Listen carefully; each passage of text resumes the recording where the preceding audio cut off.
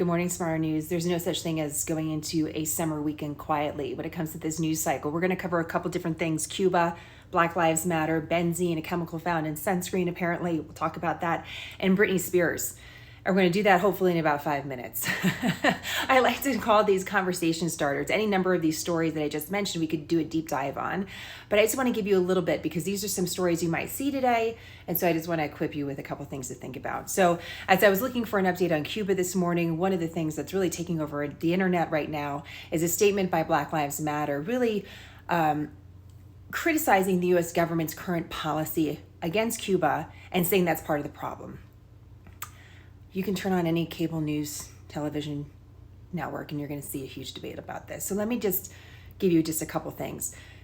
One important thing to note is that when it comes to foreign policy in general, there's always a debate about whether or not force is the most effective, or diplomacy, or a combination of the two. When we're talking about embargoes or economic sanctions against nations, that means we're making it more difficult for them to do business, essentially. We're putting a restriction on their economy in a way to hopefully force a change. And we use this in a lot of different ways. The United States does this, other countries does this, but because the US is the largest economy in the world, we have the leverage. And we've had an embargo against Cuba for decades. So Black Lives Matter came out this morning and said this is part of the issue and that we are creating the conflict that's happening in Cuba right now. Let me show you what their statement looks like, because there's a part of the statement that I want you to pay close attention to. You can see here in this statement that what they're saying is that the United States is undermining Cubans' right to choose their own government. And this is at the heart of the current crisis. So we're undermining the Cubans' right to choose their own government, and that's part of the crisis. Think about that just for a second. Do we actually know what the Cubans want to choose right now? That's part of the problem. In a communist nation, you do not have freedom of speech. You do not have freedom of expression. And right now, the Cubans don't even have access to a working internet. So we actually don't necessarily know exactly what government they would choose if they had complete freedom to express this.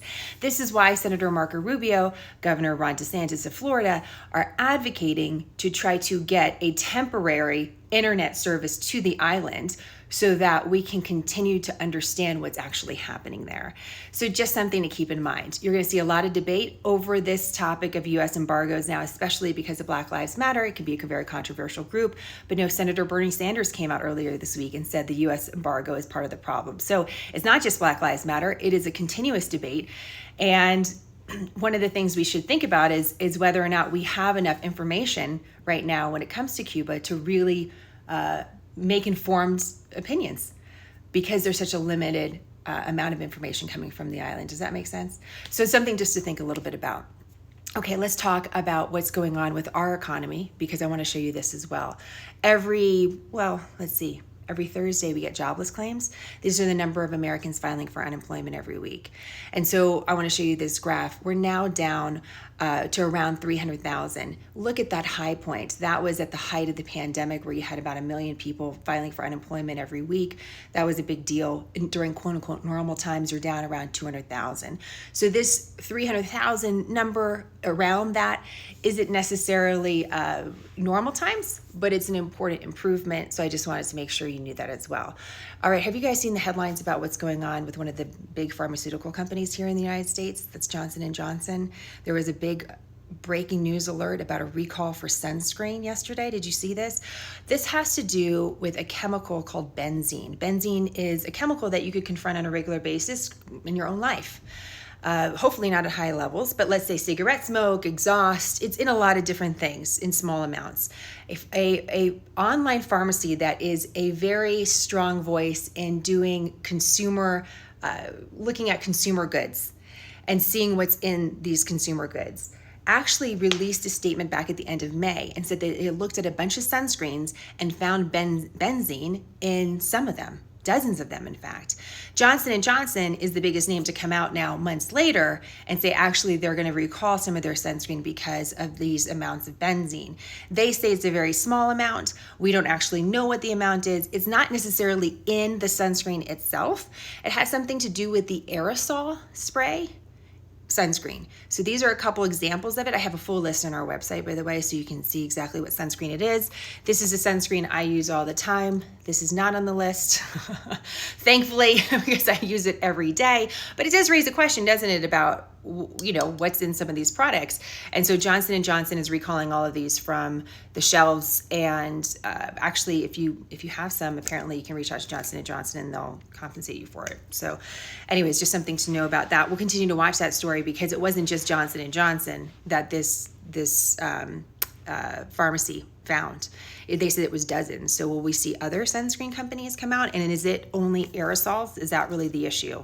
So just, again, a couple things just to note. One thing I think is really important is every day about 20 people will die of melanoma. So skin cancer is a leading cause of cancer. So sunscreen is really important. So we need to make sure that we have that context. Yeah, we're going to talk about a dangerous chemical that's been found in somehow in contaminated in some of these sunscreens. But we also know skin cancer is a real threat, so we should know both sides of the story. Okay, finally, can we just talk about this real quick? I know Britney Spears is maybe not high on your list, but I think this is important because we have another big private hearing yesterday. This is her new lawyer. This is a big deal. For the first time in more than a decade, she was able to choose her own lawyer. And his name is Matthew Rosengart, really high-powered Hollywood attorney. And they haven't officially yet. Let's just see what happens with the rest of the day. But what they're asking for is that her father is completely removed from the conservatorship. They have to file that officially. They can't just say that. They asked for him to voluntarily step away. But now that she has access to her own attorney, we would probably expect to see more an official filing on that. And that could be a really big deal because that could also turn into a trial. So it's not over. Britney Spears spoke again. At this private hearing. We had a recording that was leaked last time, about 3 weeks ago. We didn't get that recording as of yet because they clamped down on security for that reason. But she spoke in court and basically said that her father should be investigated for abuse. So it's getting worse, not necessarily better. All these stories and more, all of them on the quick quote section of our website, Johnson & Johnson, the sunscreen story is going to be in a little card stack. All right, have a great day. I'll talk to you later.